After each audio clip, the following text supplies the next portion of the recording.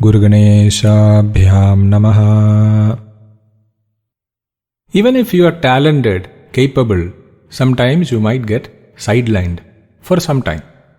But if you have perseverance, you will always be successful in life. Once upon a time, there was a dwarf man. He was hardly 3 feet tall.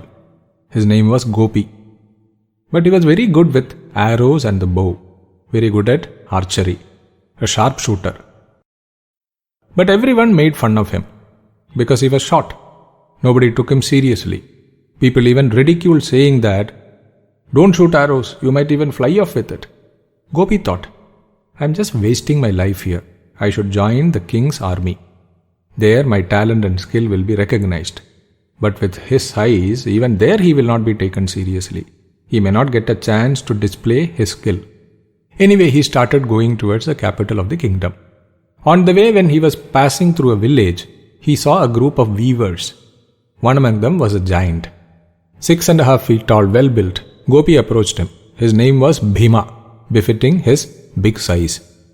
"You have such a good physique. You should be in the king's army. There you will get a lot of respect and good earning." Bhima said, "But I don't know anything about fighting. I know only weaving." Gopi said, "Don't worry, come with me and do as I tell you from time to time." As they approached the palace, the soldiers stopped them at the gate. "Who are you? What do you want?" "I am an accomplished archer. I want to join the army," said Bhima.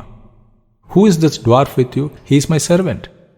The king was impressed when he saw Bhima and took him into his army. Soon, time to display Bhima's talent came.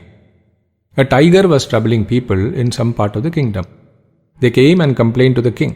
The king called Bhima and said, "Go with them and solve their problem."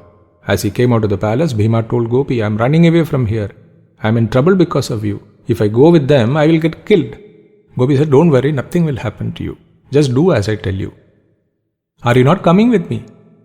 "No, you will be able to manage alone. Just do as I tell you." Accordingly, Bhima reached the place. He told the villagers, "You don't have to be scared anymore. I will take care of the tiger alone. But I need your help. The tiger must be hiding somewhere in the forest and we have to get him out. Then only I will be able to kill him with my arrows." A big group of the villagers, 150 people, entered the forest, beating drums and shouting. After some time, the tiger came out. When they turned around, Bhima was not to be seen anywhere. He had vanished. But by the time the tiger pounced upon them, they fought the tiger with sticks and whatever they had, and the tiger was finally killed. Suddenly Bhima came to the scene. "Oh, what have you people done? The tiger should not have been killed. The king has asked me to bring the tiger alive. I had gone to get a rope. In the meantime, you killed him. What will I tell the king now? Tell me who killed the tiger. I will have to report to the king. He will be severely punished." The villagers told Bhima, "Please save us from the king." "Okay, I will tell the king that I myself killed the tiger. Now you all help me to tie up the body of the tiger and carry it to the court."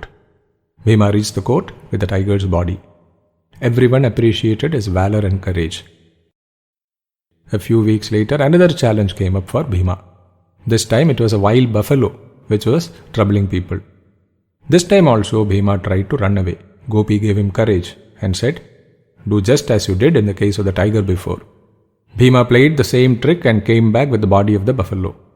But this time, Bhima was a completely changed person. He didn't even bother to look at Gopi.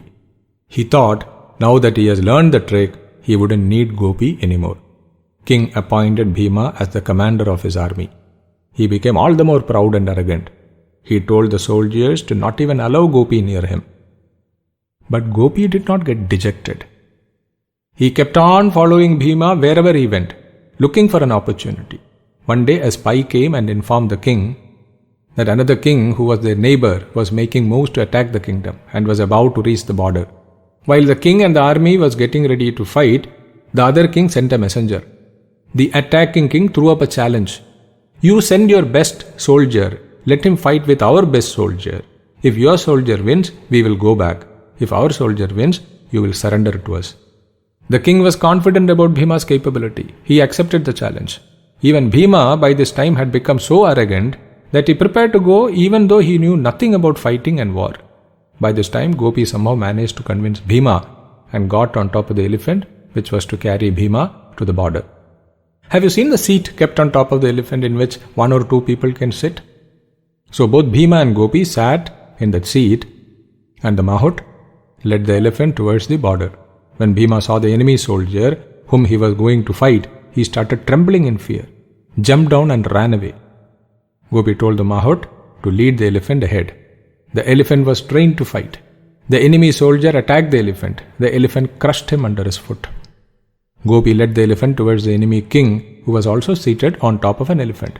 He grabbed the enemy king, pulled him over to his own elephant, and sped away.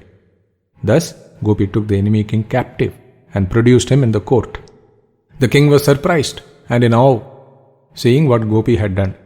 A dwarf who single-handedly defeated the enemy king with his presence of mind and swift moves. The enemy king surrendered and was put in prison. Gopi was made the commander of the army and the king's primary advisor in defense matters. See, even though he was a dwarf, Gopi achieved so much in life. He dreamed big. He took effort to go to the capital. He knew he won't get direct audience of the king, so he took the giant Bhima along. When Bhima ignored him, he didn't get disappointed. He kept on persuading.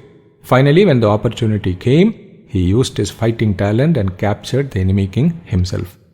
We have to keep on working hard. Then all of a sudden the right opportunity comes. Then you can perform and make it big. Harihi Om.